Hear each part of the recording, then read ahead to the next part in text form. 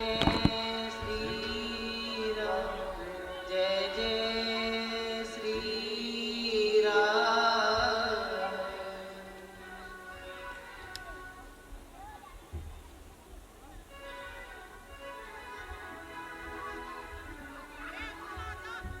सभी भक्त अपने अपने स्थान पर बैठ जाएं।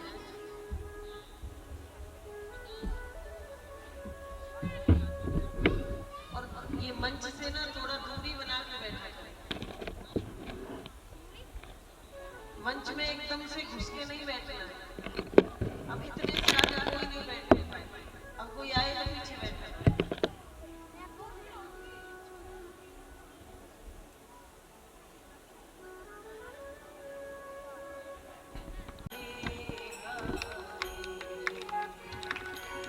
हरे राम हरे राम राम राम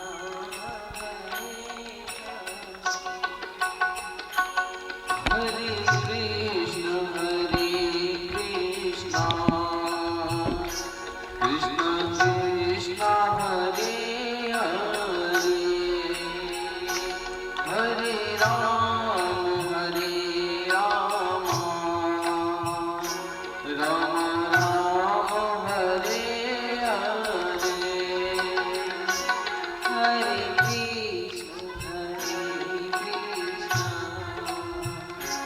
कृष्ण कृष्ण हरे हरे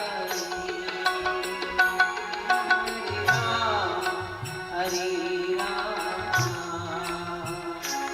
राम हरे हरे हरे कृष्ण कृष्ण कृष्ण हरे हरे हरे राम राम राम हरे हरे हरे कृष्ण कृष्ण कृष्ण हरे हरे हरे राम राम राम हरे हरे हरे कृष्ण कृष्ण कृष्ण कृष्ण हरे हरे हरे राम राम राम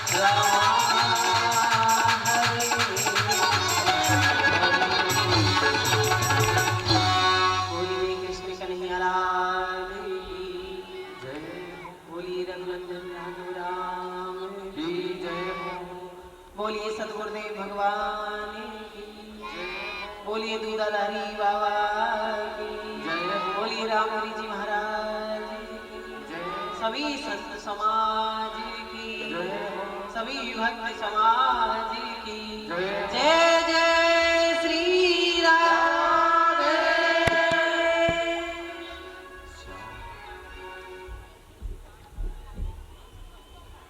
बारिश तो भैया आएगी, कल कृष्ण का जन्म हुआ है तो भूतड़े कौन धोएगा?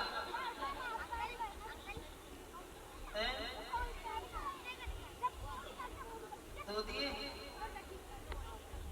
धो दिए।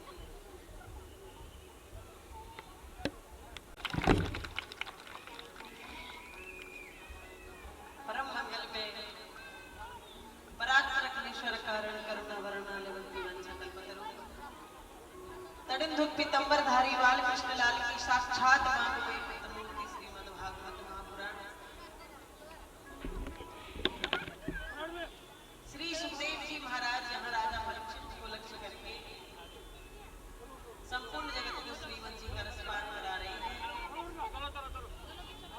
वहीं पर आकर हम चलते हैं जहाँ भगवान का प्राकट्य उत्सव चल रहा था। इस रास्ते में किसी को नहीं बैठना है ना, इसलिए बता रहे हैं कि आपको परेशानी ना हो।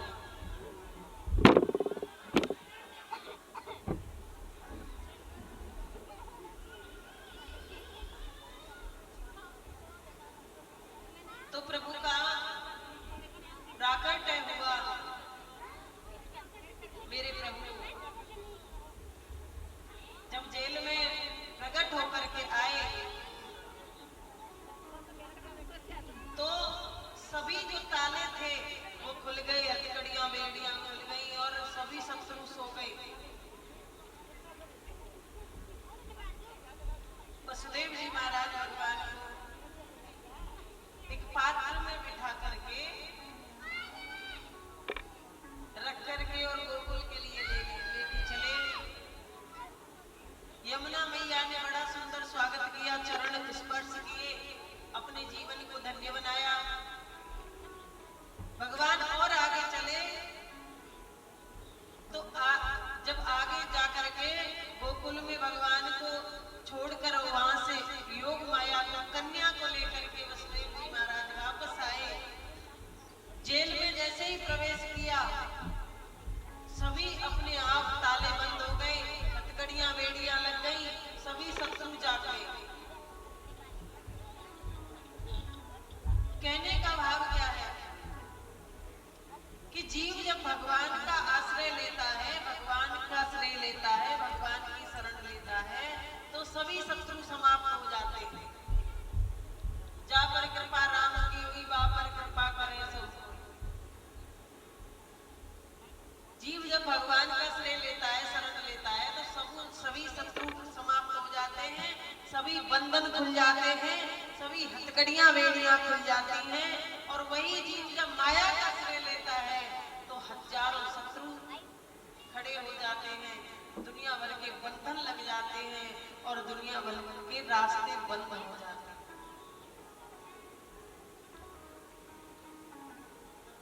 जब योग माया ने रोना आरंभ किया तो कंस के कानों में आवाज पहुंची। कंस ने सोचा मेरे मारने वाला आज पृथ्वी पर आ गया, तो कंस दौड़ा दौड़ा गया देखने के लिए कि मेरे मारने वाला इस पृथ्वी पर आ गया। लेकिन जब जाकर के देवकी की गोद में देखा तो कहने लगा अरे ये तो कन्या है, इस कन्या का क्या मारना, ये कन्या मुझे क्या मारेगी। लेकिन उसके साथ में तो ऐसे ऐसे राक्षस थे और उसके सलाहकार भी अच्छे थे। जब पाप करते हैं ना पाप, तो सलाह देने वाले भी बहुत अच्छे मिल जाते हैं। कहीं देखो जुआ हो रहा हो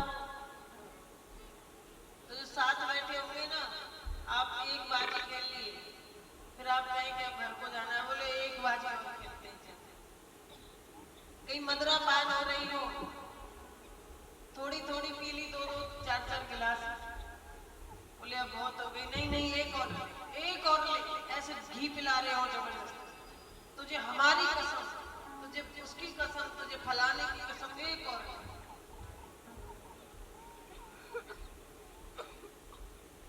ऐसे ही उसके साथ वाले थे ना, उन्होंने कहा महाराज कोई पता नहीं है भगवान की, वो जो ईश्वर है उसकी लीला का, और देवता तो तुम्हें पता ही है कैसे है। क्या पता इस कन्या का पति तुम्हारा काल हो जाए, या फिर इस कन्या का पहला पुत्र तुम्हारा काल हो जाए, कोई पता नहीं है। कंस ने कहा हाँ तो ठीक है, तुम तो ठीक है। और कंस ने देवकी की गोद में से उस कन्या को छुड़ाया और उसे पृथ्वी पर मारने वाला था कि हाथ में से छूटकर बिजली बन करके आसमान में तड़कने लगी और कहने लगी, अरे दुष्ट, तूने मुझ जैसे कितने निरपराधों को मारा है, तू हम जैसे निरपराधों को क्या मारता है, तेरे मारने वाला इस ब्रजमंडल में पैदा हुआ।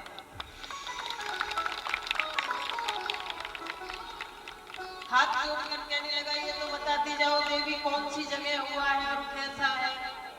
बोले ये मैं तुझे नहीं बता सकती, लेकिन तुझे मारने वाला पैदा हुआ। एक बात याद रखना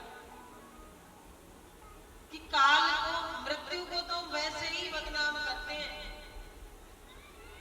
मौत को तुम ऐसे ही बदनाम करते हैं, तकलीफ तो जिंदगी देती है।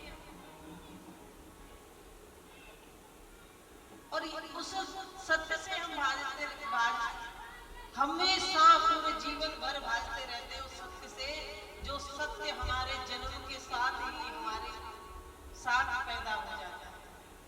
वो सत्य क्या है? मृत्यु। जब जन्म होता है उसी क्षण, उसी समय लिख जाते हैं कि इसकी आयु इतनी है, इसको इतना जीना है, और उस समय, उस घड़ी, उस दिन इसको मरना है। हानि लाभ जीवन मरण यश अपयश विधात, ये 6 चीज विधाता ने अपने हाथ रखी है। हानि और लाभ, जीवन और मरण, यश और अपयश, ये विधाता के हाथ में है। हम ऐसा कर सकते हैं कि हमें हानि हो रही है, हम ठाकुर जी का चिंतन करें, उनका हम भजन करें, तो वो हानि हमारी लाभ में बदल जाएगी, लाभ होने लग जाएगा।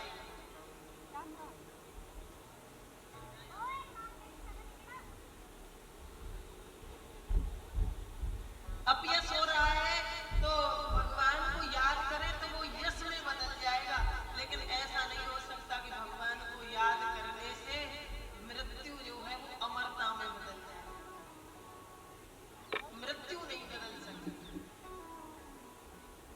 क्योंकि भगवान और कृष्ण और राम जब पृथ्वी पर आए, रामचंद्र के पास भी जो काल था वो एक साधु का रूप धारण करके, ब्राह्मण का रूप धारण करके अवधपुरी में आया।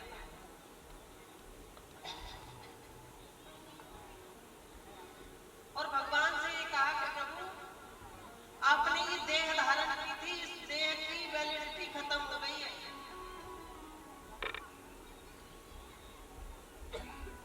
इस शरीर को आपने धारण किया था, इसका समय पूरा हो गया है, अब आपको ये शरीर को त्याग कर अपने स्वधाम को, वैकुंठ को जाना चाहिए। मैं आपसे अनुमति लेने आया हूं कि आप, काल आया था राघवेंद्र के पास और लक्ष्मण जी को लगा दिया था पहरा लगाने कि कोई हमारी बात सुन न पाए। एक संत आए, उन्होंने कहा कि हमें अभी के अभी राम से मिलना है। लक्ष्मण जी ने आज्ञा का उल्लंघन किया और अंदर चले आए। काल अपने रूप में लक्ष्मण जी ने देखा था, बस राघवेंद्र का तो बनाया हुआ ही है, लेकिन वो नियम राम पर भी लागू हुआ था, काल कृष्ण पर भी हुआ था, कृष्ण को भी देह का त्याग करना पड़ा। ऐसे ही हम और आप इस देह का त्याग करते हैं, मरते नहीं है, आत्मा तो अमर है।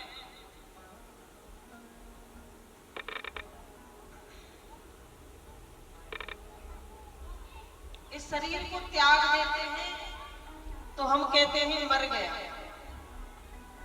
लेकिन हकीकत तो ये है कि जिस जगह से, जिस देश से हम आए थे, ये किराए का मकान हमें यहाँ मिला था, इस मकान में हम रहे और जब समय आया तो इसे खाली करके और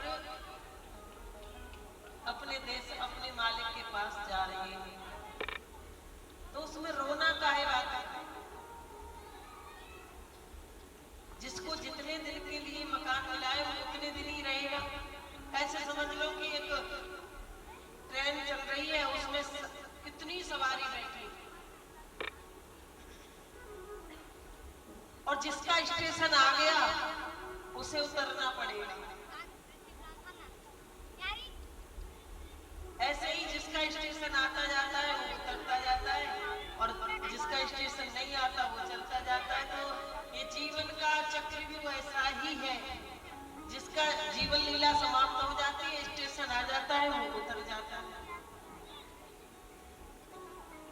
अब आप बताइए, कुछ लोग कहते हैं कि शरीर को हम क्यों सजाएं, क्यों ख्याल रखें, जब मरना ही है, पजरना ही है। इसलिए ख्याल रखो कि जैसे आप अपने मकान को किसी किराएदार को रेंट पर देते हो, किराए पर देते हो, और तुम्हारा किराएदार उसमें घुसते ही उसकी तोड़ फोड़ करना शुरू करे, तो तुम क्या करोगे बताओ? तुम ये और उसे हथौड़ा ले जाके दोगे कि और तोड़ अच्छे तरीके से?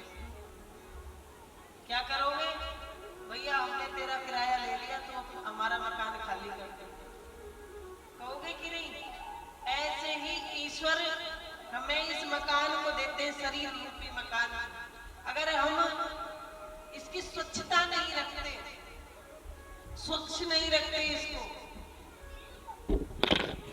साफ सुथरा नहीं रखते, सजाकर नहीं रखते, तो हमारा मालिक हमें फिर दोबारा कभी इस मकान को देने वाला नहीं है।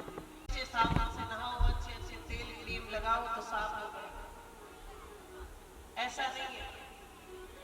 इसको साफ रखना है, बुरी आदतों को इस घर से दूर रखना है, गंदगी को, काम क्रोध लोभ मोह ममता आशा तृष्णा जैसी गंदगी को इससे धीरे धीरे दूर करना है। जैसे एक मकान बहुत गंदा हो रहा है और आप अकेले हो उसे साफ करने वाले, तो कैसे साफ करोगे? एक साथ पूरा कर दोगे? एक साथ नहीं कर सकते। फिर क्या करोगे आप? पहले एक कमरा साफ किया, फिर उसकी दीवार साफ की, उसकी छत साफ की, फिर दूसरा कमरा साफ किया, उसकी दीवार, उसकी छत, ऐसे ही ऐसे करके धीरे धीरे धीरे धीरे 1 महीने के अंदर अंदर तुम पूरा मकान साफ कर दोगे, है ना? ऐसे ही आपको इस शरीर रूपी मकान में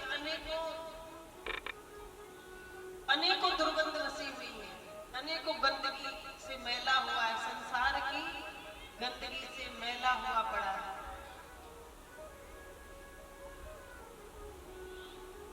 तो फिर ये मंदिर हमें कैसे साफ करना है, ये घर कैसे साफ करना है कि एक एक बुरी आदतों को और एक एक बुरी आदतों को धीरे धीरे त्यागना है। आज ये आदत त्याग दी, चलो आज के बाद में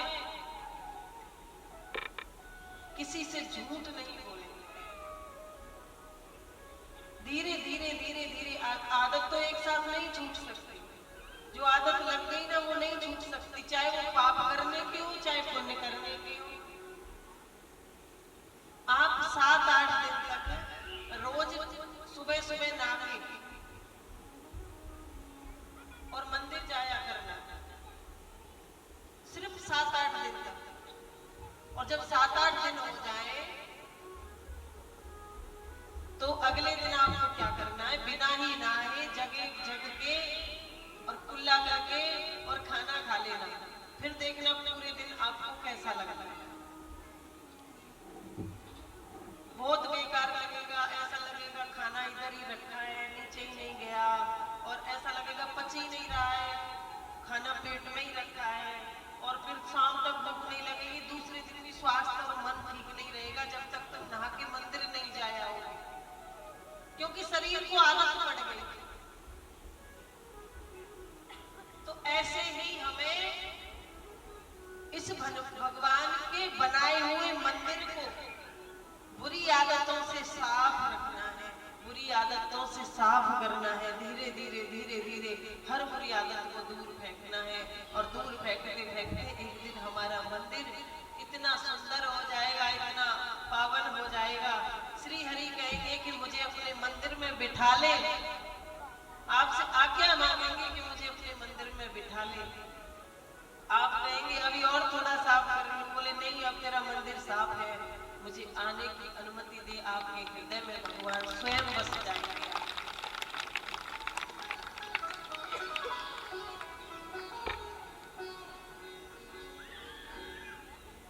भगवान को अगर पूजना है तो बुरी आदतों को दूर करके इस मंदिर से भगवान को पूजिए, जिस मंदिर को भगवान ने बनाया है। इस संसार के जो मंदिर है ना, ये तो हमने बनाए हैं, ये तो हमारी कारीगरी है, लेकिन ये भगवान का बनाया हुआ मंदिर है हमारा शरीर, इसकी शुद्धता बहुत जरूरी है। भगवान ये कहते हैं कि मैंने हीरा जन्म मानव का दिया, मैंने हीरा जन्म मानव का दिया, तूने वृथा गवाया तो मैं क्या करूं, तूने वृथा गवाया तो मैं क्या करूं, मैंने हीरा जन्म मानव का दिया, मैंने हीरा जन्म मानव का दिया, तूने वृथा गवाया तो मैं क्या करूं, तूने व्यर्था गवाया तो मैं क्या करूं।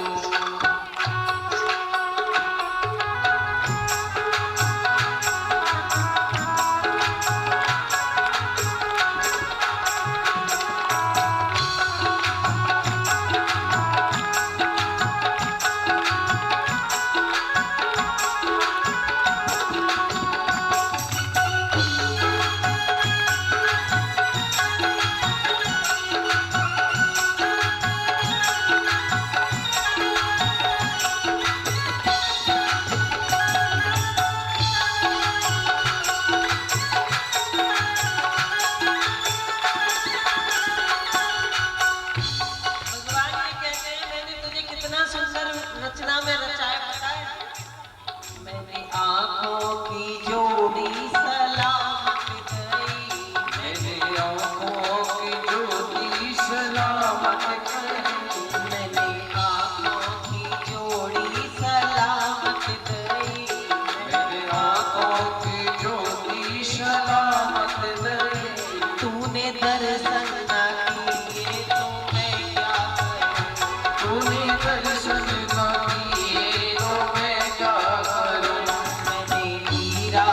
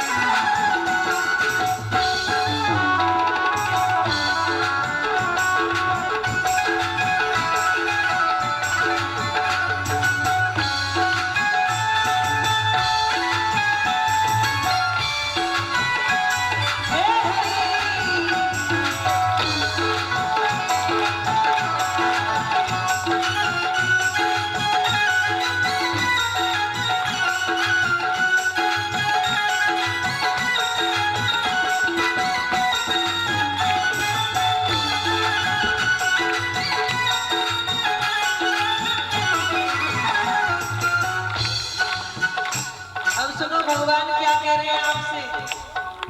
मैंने जिभ्या दई सुंदर वाणी दई, मैंने जिभ्या दई सुंदर वाणी दई, मैंने जिभ्या दई सुंदर वाणी दई, मैंने जिभ्या दई सुंदर वाणी दई।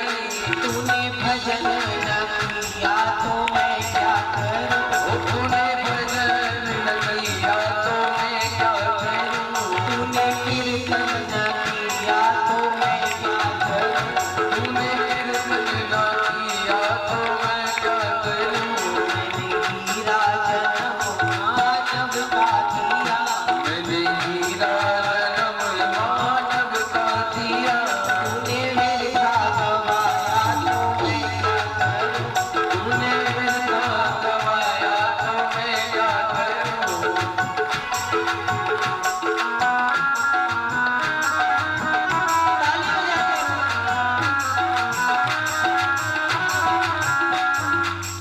बजा के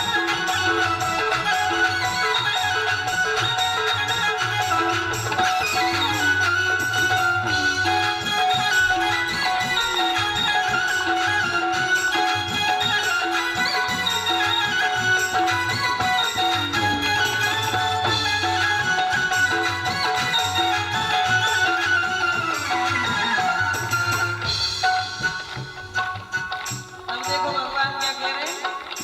मैंने पैरों की जोड़ी सलामत गई, मैंने पैरों की जोड़ी सलामत दई, मैंने पैरों की जोड़ी सलामत गई, मैंने पैरों की जोड़ी सलामत दई।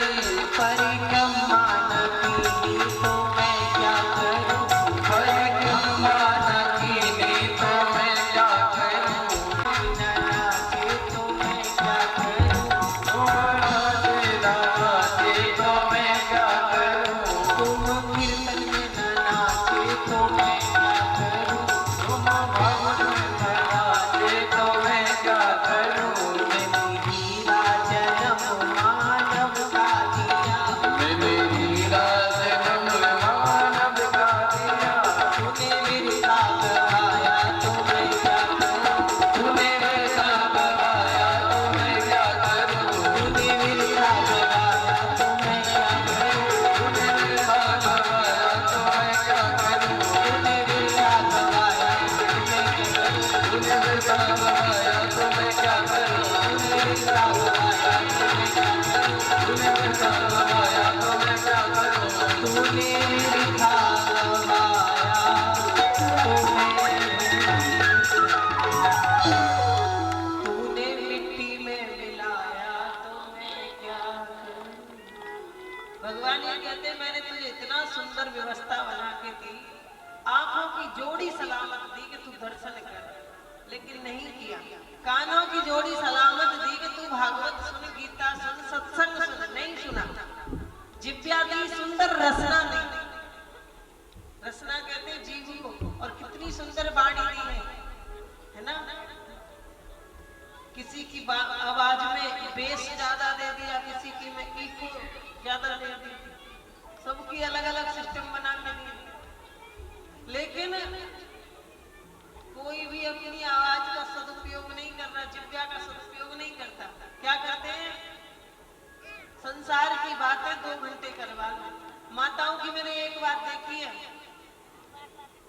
क्या बात?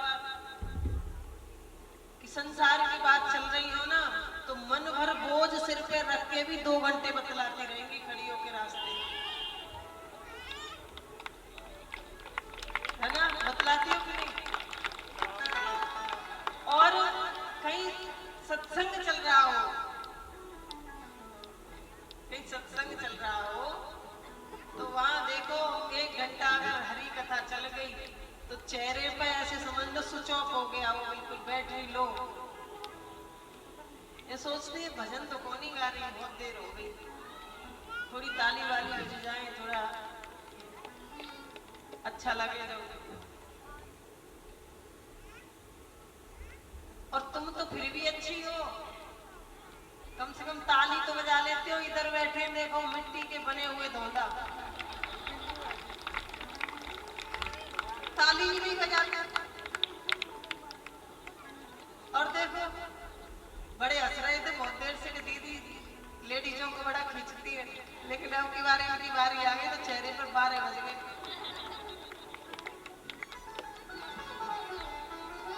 हैं। और आते भी नहीं है घर से निकल के, तुम्हें तो खाना भी बनाना, सब कुछ करना, घर का काम भी करना, फिर भी टाइम से आ जाते हैं।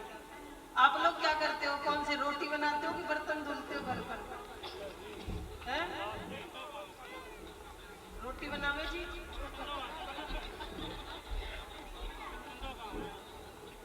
खेत का काम करते हो तो 7 दिन बात कर लेना। आपको तो कम से कम तसल्ली से सुबह समय से आना चाहिए कि आरती ना निकल जाए, आरती का दर्शन कर ले। माताओं को तो आज इसलिए लेट हो गई है तो ये पुआ पूड़ी कचौड़ी बनाने में देर हो गई। आप भी लग रहे थे कि रसोई में कि तू चल मैं कभी करो और मैं अभी बनाता हूँ पूरी कचौड़ी, पर कोई बात नहीं। जो काम आपके हो रहे हैं मैं समझती हूँ, गृहस्थ में बहुत काम होते हैं। हमारी तरह थोड़ी है कि चलो बैग उठाया कंधे पर टांगा चल दिया, है ना। गृहस्थ में बहुत कार्य होते हैं, लेकिन गृहस्थ के कार्यों को करते हुए भी अगर आपको श्री हरि की कथाएं मिल रही हैं तो आप उस खेती का काम है, जो घर का कोई फालतू काम है, उसे थोड़ा 7 दिन पीछे डाल दोगे। अब तो 7 दिन कहाँ गए, बहुत गई, थोड़ी रही और ये भी बीती जाए। आज 5वां दिन हो गया, कल 6वां और परसों 7वां, और अगले दिन से आप भंडारा जी में और राधे राधे अपने घर आप और हम अपने घर, है ना। कितने खुश हुए हैं कि बस 3-4 दिन की और बात है, हमारे प्राण छूट जाएंगे यहाँ से।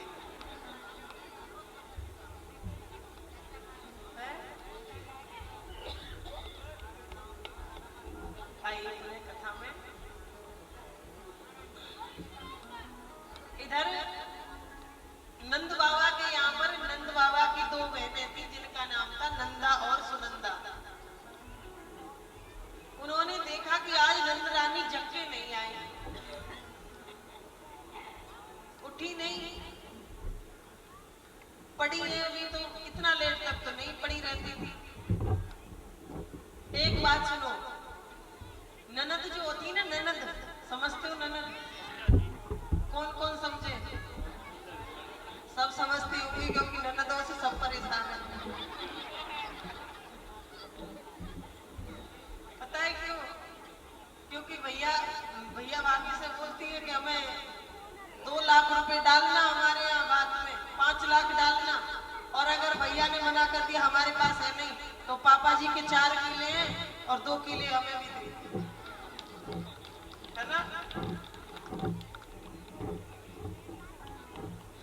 तो ऐसे मतलब ननद जो होती है,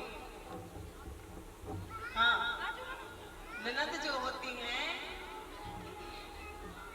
उनको अगर पता चल जाए कि हमारी भाभी जी के बालक होने वाला है, बच्चा होने वाला है, तो वो क्या कहती हैं कि 1 महीना पहले से ही या 15 दिन पहले से ही ससुराल को छोड़ के और बैग में रख के अपने कपड़े लत्ते और मायके में आ जाती भाभी की सेवा करने। अब आप ये सोच रहे होंगे हमारी ननद कितनी अच्छी, बताओ हमारी सेवा करने आ जाती है, लेकिन उसमें भी एक राज छुपा हुआ है। उसमें ये राज छुपा है, वो ये सोचती है कि अगर भाभी के बेटा हो गया तो 2 तोले का हार लेके आऊंगी, उससे नीचे तो आओ ही नहीं। मतलब ये बेटियों के अंदर में होता है, दिल में।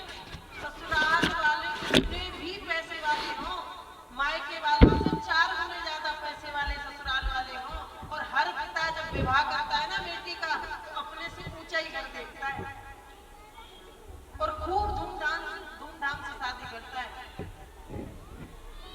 मायके वाले कितने भी पैसे वाले हों, लेकिन बेटी जब अपने मायके जाती है, ससुराल से कितने भी धनाढ्य हो, कितने भी पैसे वाले, चाहे 10-20 नौकर लग रहे हो और घर पे चाहे अपने मायके पे जाके स्वयं भी बना के खाना पड़े, लेकिन जब अपने पियर जाती है ना